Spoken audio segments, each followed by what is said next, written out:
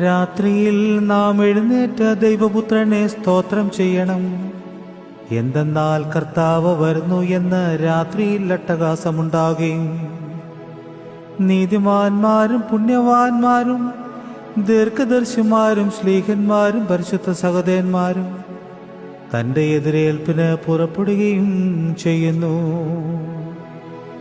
സന്തോഷപൂർണമായ മണവറയിലേക്ക് തന്നോടൊന്നിച്ചവർ പ്രവേശിക്കുകയും ജീവനും രാജ്യവും അവകാശമാക്കുകയും കർത്താവിന് മഹത്വം പാടുകയും ചെയ്യുന്നു.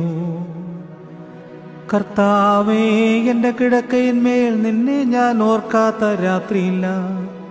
നീ എത്ര ഭയങ്കരനാകുന്നുവെന്ന് രാത്രികളിൽ നിന്നിൽ ഞാൻ നിരൂപിച്ചു. നിന്റെ മുമ്പിൽ നിന്ന് അഗ്നിയുടെ നദി ഒഴുകുന്നുവെന്ന് ദാനിയേൽ പറയുന്ന ശബ്ദം ഞാൻ കേട്ടു. എൻ്റെ കടങ്ങൾ വളരെയാകുന്നത് കൊണ്ട് എനിക്ക് ആ കഷ്ടം. എന്തെന്നാൽ നിന്റെ കൃപ എനിക്ക് വേണ്ടി നിന്നോട് അപേക്ഷിക്കുകയും നിന്റെ കരുണ എൻ്റെ മേലുണ്ടാകുകയും ചെയ്യാൻ ഞാൻ അതിൽ കൂടെ എങ്ങനെ കടക്കേണ്ടു? കർത്താവേ, നിന്റെ കൃപ നിമിത്തം എന്നോട് കരുണയുണ്ടാകണമേ.